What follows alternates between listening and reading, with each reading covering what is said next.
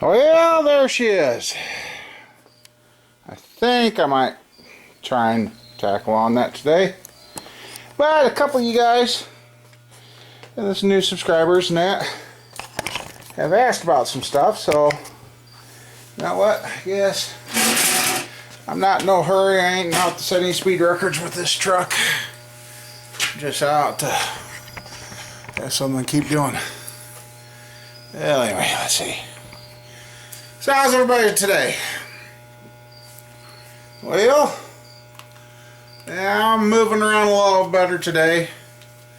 Yesterday I was at the doctor and got a shot of tramadol, and couldn't figure out why I haven't been getting notified saying that my prescription was ready. Well, doc forgot. Tramadol is now considered a controlled substance, so you can't call in the prescriptions no more. You got to write one. So it's going to be sometime tomorrow before I get my tramadol. So I took another pain pill for today, and it's working, but not as good as tramadol did. But a couple figures every time I go to do something.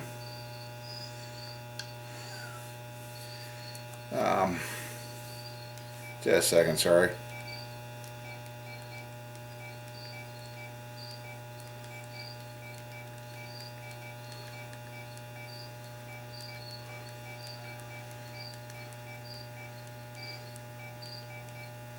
Could be a helper.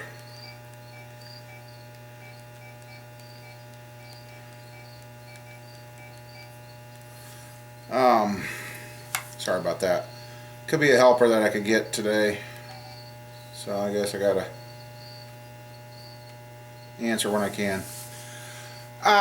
So sorry about that.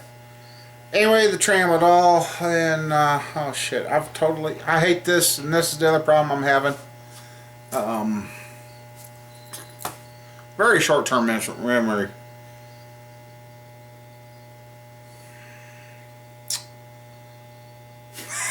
Jeez.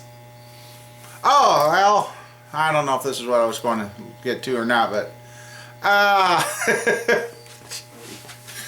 yeah, I'm moving better today, and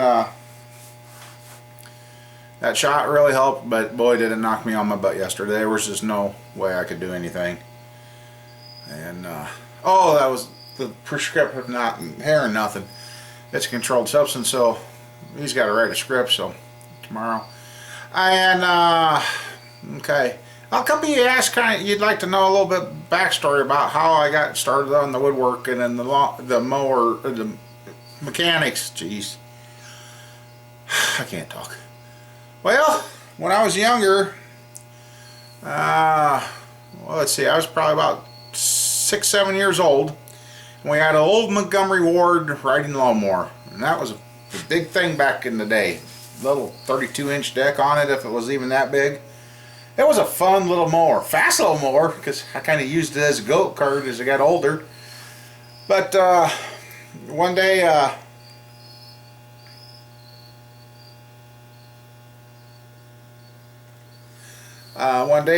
my sisters were mowing with it. Yeah, so I know they were young because both my sisters were still home at the time. And I'm just putting that damn thing down. I guess he ain't gonna be coming. So they were still home, and the one sister was mowing with the rider, and I kept always asking my dad, "Can I mow? Can I mow?" Because I wanted to drive the rider. No, you're too young. You're too young. You're too young. Little did I know what I did next was going to affect me for the rest of my life. I would have maybe waited a couple of years. Anyway, they told me to leave the mower alone. It's not working. So I would have been, yeah, about 6 years old. 6 or 7. I'm like, oh man. Dad was making hay out in the back, and we had a lot of trees, so we couldn't see up in here, and there was a lot more buildings around here, so I couldn't be seen. So I waited until they were out of sight. I went over and I got looking at the lawnmower. I'm like, well, I see the chain come off the gear. Okay. So I take and get the chain rolled back on the wheel, and I seen my sister start it enough times. I knew what to do. I pulled and pulled, and I got that dang thing started. I put her in gear, and I figured out how to get the deck going on all. Nobody showed me. Now, a kid would do that nowadays. A DHS would be so far up their ass, the parents wouldn't know what to do. I got that mower started, got it going, and I started mowing. That's my mistake. I fixed the mower, got mowing, and my sister stopped mowing, my dad stopped mowing, my mom stopped mowing. All the mowing out here on this farm fell on me after that. I'm like, really? So that was kind of my first mechanical thing I did. I put the chain back on, and then it kept popping off, and then I finally figured out there was an adjuster to take out the slack, and I tore into that and that. So I did that for a couple of years, and then the one year it seemed like it was starting. Now I did that for more than a couple of years because I would have had my I would have been about 13, 14, so about 7, 8 years later, mower's still going, starting to use a little oil. Yeah, it was just before I got my permit. And, well, started using oil. And that winter I was bored. We had the old shop that I used to work in, used to be over here where the one dog is. And I wiggled that mower into the shop, got in the shop, got the heat going. I'm going to tear the motor apart. Never touched a motor before a day in my life. Prior to this, those years, I was working on microwaves and TVs and AM, FM radios, repairing them and fixing toasters for little old ladies and coffee pots. I was always a person to tear it apart, to see how it's made, to see if I can put it back together and have it still work. Or if it wasn't working when I took it apart, have it work when I was done. So I just tore into that. So, and I can remember, this is my dad, he had to know him. I found out later in the years that I guess my dad did a lot of things, but other brothers took credit for it, so he never got the praise from his dad, so he really didn't know how to pass on praise. But I got the mower in there, and he thought I just took the mower in there to get it out of the winter and maybe sharpen the blade. Well, he come in, he said, "What are you doing?" I said, "I'm going to fix the mower." "Whatever." Walked out the door. Okay. Well, a couple hours later, I got the motor off the mower, up on the bench, and proceeding to try and tear this thing apart. My dad come in, looked at the mower, looked at that. "Well, I guess it's the last freaking time that'll run." And he didn't say freaking, trust me. And then slammed the door and left. I'm like, "Thanks, Dad." Well, I kept going. Well, there was an old guy in town that had a lawnmower repair shop. Old Millard Holflin was his name. So my mom was working in town, and she told somebody, they said, "Well, hey, get a hold of Millard." So she took me in there, introduced me to him, and I got the parts for the Briggs & Stratton. I think it was a 5-horse at the time. Got the parts through him, and I got her all back together, and I pulled and I pulled and I pulled and I pulled and I pulled. And that thing would not start, it wouldn't run, had compression. I'm like, what's wrong?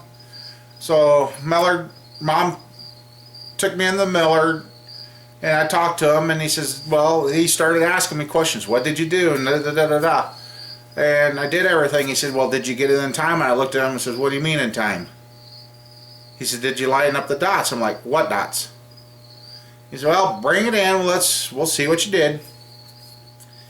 And so Mom, she got me after school one day, and we grabbed the motor, and she took me into his place.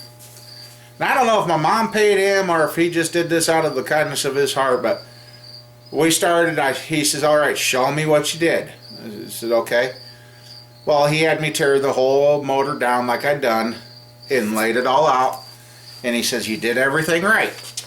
I'm like, okay, except, he said, then that's when he explained the timing gears for me on that mower, on the motor. He says, you forgot to line up the dot to dot. I said, well, it's a round gear. What difference does it make? And then that's when he explained to me how the cam and all that works. And I'm like, cool, okay. So with his guidance, he didn't do it. With his guidance, I reassembled the motor, put it all back together, put it on his test stand, and we didn't even have the first pull completely pulled and the thing started. I'm like, ha ha, boost my I'm like, ha ha, my dad said it's never going to run. So I got it home, put it on the mower, and my dad, he didn't know it was running at this time yet. We test fired it in town, and he didn't know. He's like, that damn thing ain't never gonna run, just growling and that. Well, I got it started, and he was outside. He kind of stuck his head in, looked, and I thought, okay. I thought he'd say, oh, hey, you got her going or something. Never said a word. Just shook his head and walked out the door. Oh, I think he did say the words, well, it probably won't last long. Well, I was into my 20s and that mower was still around, so it lasted. And like I said, I used it as a go-kart when the mower deck wore out, so it was still running. Actually, I think we sold it to another guy because he broke his frame or something. I don't know. But anyway, that was the start of the mechanical. Well, then I used to have enough lawnmowers around here. I run a lawnmower out of gas. I'd just go grab another one instead of putting gas in it. I could mow with a different mower for 2 weeks and not use the same mower twice. Yeah, I had quite a collection. Was getting on and selling a lot of good used lawnmowers, and then that dried up. But well, then I got turned into the woodworking. Well, mom and dad, well, my mom kind of got me started on that. The old shop that's out here was a house that was in town that we were tearing down. And Mom and I kept saying we want a bigger shop because we were not only doing the mechanics in that other shop, we were also trying to do a little bit of woodworking in there. And that's where I routed my finger. Yeah. So we took, and when I stopped in to see my dad, I was older. And what the heck was it? Oh. Yeah, one day I was off running around. I got my license, so I was like, yeah, Dad's always grumpy and that, and I'd go work on the house, he'd go work on it, and one day he's like, you and Mom want a bigger shop? Well, here, you're looking at it. And I'm like, okay, Dad's flipped his lid. We got this house pretty much tore apart. There was three walls still standing. The east wall, north wall, and west wall, and the floor. He said, well, we're going to take this wall, lay it out on the ground, and then lay the north wall down, put the west wall on top of it, and blah, blah, blah. So we just stacked everything up, and then Dad got underneath and jacked it up, and we had an old trailer house frame. Put it under there, and we brought it out, set it down, and reassembled the house. So and that became our other woodworking shop, and then that's when the woodworking...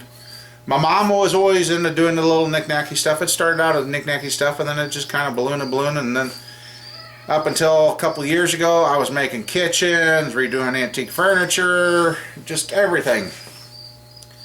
So, I guess for the mechanic in me, I don't really know where that came from, because my dad wasn't really, well, he was mechanically inclined and mechanically able, but he never really showed me. He was kind of, actually, my dad really didn't fix car repairs. He'd always take it to town or take it to a shop and have it fixed. He did.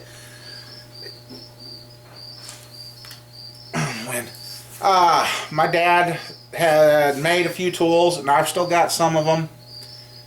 Not that they'll necessarily work, but my dad, I think, missed his calling on making tools. I mean, he always told me, why go to town and buy it? Make it if you can. Well, you know, hey, I'm a different generation. You buy it. But then there's some tools I've started making, and like I said, I've still got some of the stuff he's made. So I'm not really sure where the mechanics come in. Mom says it might have been from her side of the family, because her side of the family was in the repairing cars and that, so I don't know, but I sure got drawn to it. And it might have been my sister's first husband too. I mean, he was always doing mechanic work and fixing stuff, because he couldn't afford pot the piss in back in the day, and now he can. Anyway, so yeah, that's kind of where. And then I did the woodworking for quite a few years. I did woodworking and mechanics all together. I was doing both, and it was kind of nice when one would dry up. It seemed like the other one would take off. That one dry up, and then it'd go back to the fourth and that. So And then I also built and ran a race car for 14 years. And had many different drivers and many different cars. And lots of learning experience that you could have never got in a school. So, then the kids come along and I got out of the racing too. And then the woodworking was going good until a couple years ago, and when you have somebody not completely pay the bill, it hurts, and I just couldn't do it anymore. It got to be where the electric company was getting more money than me, and it just wouldn't work. I mean, this town, small town USA is dying. The small mom and pop or small owned shops, they're dying. If you ain't a corporation, nobody wants to deal with you, which is sad. So, and now here we are, present day. When I built this building back in 1999, December 23rd was my Christmas present to me, is when we turned on the power in this building. And when I built this building, the guy told me, don't ever put the garage door in your woodworking shop because you'll have cars in here. I said, no, I'm not going to do that. Well, it made it a year, and I had my first car in here. It's a neighbor's truck. He needed a new motor, and I was still selling motors, and he needed the motor, and I needed the heated building to work on because it was winter time. And we moved the woodworking stuff out, squeezed the truck in here, and we changed the motor. Well, then I done a clutch in a couple of years later in a little Ford, some kind of little Ford. All I know was a little 4-cylinder. I could damn near grab the motor and pull it out by hand, but did that. Then it was all woodworking for quite a few years. And then what got me back into doing my own mechanics was, okay, my daughter is 19 now, so was it when she had her school permit? It was either 3 years ago or 4 years ago. God, I've had the Tahoe that long already? Wow, where's the time gone? Because the Tahoe was technically my daughter's first vehicle. I bought it cheap, and I thought, hey, she screws it up, she screws it up. Well, she did screw it up. She took the motor out in it. Didn't check the oil. Damn, why's the oil light on? Anyway, so 4 years ago, I lost what I was saying. Son of a bitch. I hate when I do that. Oh, she was driving it, and one day they called me on the phone and said, Dad, Tahoe ain't got brakes. I said, what do you mean it ain't got brakes? Well, we had brakes when we went to the store, and coming back, there's no brakes. Alright, bring it here. So they limped it to the house, and I got there, and the brake fluid was just dripping off the frame. I'm like, ah. Get down and look. I'm like, oh, son of a...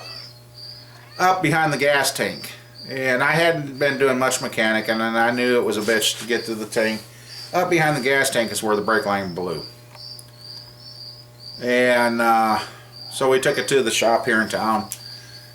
And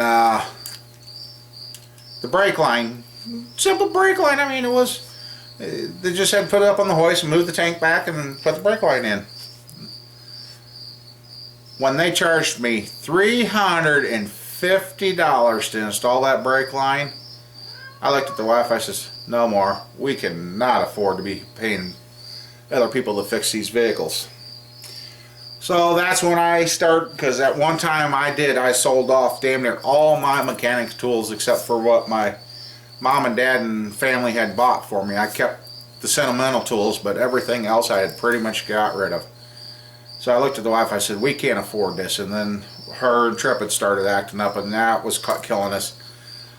And I said, I got to start buying tools. So I started, when I had the money, I started replacing tools, and well, now this is where we're at now. We got all this, and there is a video out there with going through the toolbox with everything what's in here and that.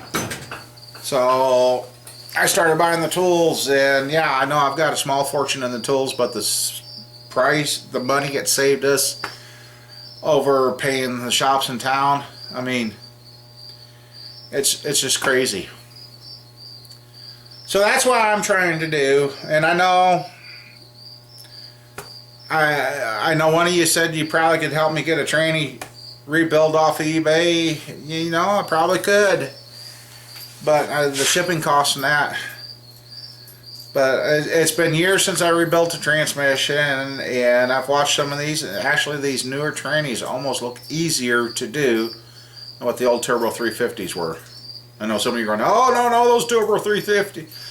I know, but I mean, if it only cost me $200 in parts or so, even $300 in parts for this tranny, that's going to be a $1,300 savings. I get it in, it's working, and it goes. So that's big money that I could save by doing this myself. So I guess I think this is going to be long enough for its own video. So that's kind of how and where I started, and yeah, I know I need to work on losing more weight, and I'm trying. I really have cut back on eating again. And drinking the water.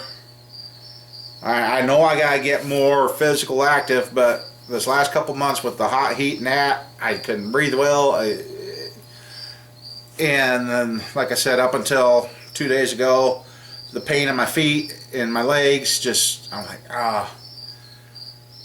And then it just finally got to a boiling point where my body says, you know what, you're not listening, and it finally made me listen. So hopefully once I get the medicine in my system and get the pain to go away, then I can start walking again, because as a family, we had started walking and started going, but when it hurts to walk too far, it's hard to exercise and go for the walks.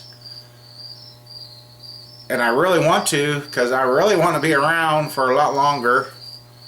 And the other thing I'm kind of thinking is, you know, I'm still a pretty big boy to get into the Camaro, and I would like to get back down to what I used to think was fat, was 220 pounds. I'd love to get down to that. Doctor's office yesterday, that particular scale don't weigh me. Could have walked over into the hospital, but I really don't want to know what I weigh. All I know is, like, this shirt here, I'm starting to swim in it. My watch is a little swollen today, but yesterday it damn near would spin all the way around my wrist. So I know I've lost some weight, and I don't know if anybody noticed it. Finally got the wife to give me my haircut, and I said, well, you going to do something with the beard? She said, no. My wife don't want anything done to my beard. And it's kind of crazy. When I first started growing a beard, she didn't like it. And now she says, it's too soft, leave it alone. She wouldn't even trim it for me yesterday. I'm like, oh, come on. She said, nope, it's good. Just leave it alone. Okay. So, yeah. And I'll tell you guys, you may think having these pops here and there, you know, some days it gets to where I just absolutely, and I fight it as long as I can, where I finally break down and have one. Up until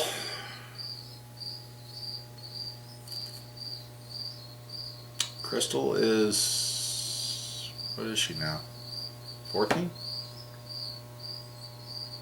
Yeah, she's 14. So 14, I want to say up until 7 years ago, around that time, give or take, I was drinking. I went from, back in the 90s, I was drinking, this is no lie, 30 to 45 Dr. Peppers a day, 7 days a week, all year long. Okay, that would have been about 92, when we first thought about doing the stomach bypass or the banding or whatever the heck they were calling it back then. They started making me, hey, realize, okay, so, and the doctor's like, why are you, now I know why I could keep going 24 hours a day. I had so much damn caffeine in me, and why I was always going to the bathroom, because damn prune juice and Dr. Pepper. I'm like, holy crap. So yeah, my pop consumption, well, then I went to Diet Dr. Pepper. Well, then I had the aspartame poisoning from that, to the point where my hands stopped working, I couldn't walk. They literally said I was dying at the time. They didn't know why, they didn't understand. And after the third email of my mother-in-law sending me an email about the aspartame and the pop and all that, and then I read the article and found out the aspartame is manufactured right along the antifreeze for your car. Well, what's it going to hurt? I looked at my wife, I said, what's it going to hurt? It ain't going to cost me anything not to drink this shit. Well, that's when I learned you don't go cold turkey. Oh my God. I was on a roller coaster ride. And I was seeing the doctors a lot more back then, because I had a lot more health problems than I do now. And I told him what I did, and he says, Jesus Christ, he's trying to kill yourself? And he's telling me, start drinking pop again. I'm like, looking at him like, what? He says, dude, start drinking the pop before you kill yourself. He says, what you need to do is, instead of drinking 20 a week, cut down to 18 a week. And then cut down to 15. Or he says, do it in steps. Just don't go cold turkey. I'm like, okay. Well, then I'm like, I am not drinking this Diet Pop anymore. He's like, drink something. So that's when I went to Mellow Yellow. Well, then they came out with Code Red, and then I switched to Code Red, and then I was down to maybe 10 to 15 pops a week with the Code Red. Then again, I wanted to lose weight, so I went cold turkey. My heaviest weight was 580 pounds, guys and gals. 580 pounds is what I weighed at my heaviest. So I went cold turkey off the pop again, roller coaster ride, and I'm like, ugh. So, and then I finally worked. It took me a year. I got down to where I was having a pop every 3 to 4 days, and I thought, you know, if I'm drinking it now, that little less, I don't need it anymore. So then after a year, I finally got off the pop. And so that's where it's at. I know this video is long, but I guess this is more of what makes me me, and how I got to here. And now I want to change from here on. I want to get back down to where I weigh 220 pounds. I know things would go a lot better and that, and it just takes time. I mean, I'm 47, and so at my heaviest point, it took me 43 years to reach my heaviest point, and now I'm down. A year ago I was down around 420, and then all the damn medicines they had me on, I started putting on water weight, and I went back up to 470, which really depressed me. But I know right now I've dropped some weight, but not enough for the scale in the doctor's office to weigh me yet. They said the cutoff on that one they think is 400 pounds. So I haven't quite got down to 400. I'm not really sure where, but it's going to take time. But like I said, this neuropathy pain, like I said in one comment, I said when I was younger I was not tearing down a building on a farm, and I swung out a 2x4 with a 5-pound sledge, and it deflected and made a 90-degree turn right straight into my left shin, right on the front of the leg. I could see the head in my leg. Oh my God. You get hit so hard, you got that instant water sensation on your brain, and the tears start coming whether you wanted to or not. I walked it off, but I said I couldn't move at first, but I'd rather be hit like that again than have this neuropathy pain. This pain is a pain that will stop you dead in your tracks, whether you want to or not. It's crazy on how this shit works. Well, like I said, this has gone on longer than what I wanted. I hope that you all watched it through. I guess today I might kind of get my little video bank built up. This will be one video, and then we'll get on the truck. So I thank all my new subscribers and everybody that comments and that. And I am checking the message board more on YouTube, since it seems like the notifications is not working, letting me know when comments are made on the videos and that. So there you go. Now you know a little more what makes TLC Bear the bear. So thanks for watching. You guys all take care, and we'll catch you on the next video, which should be on the Z71. Talk to you later.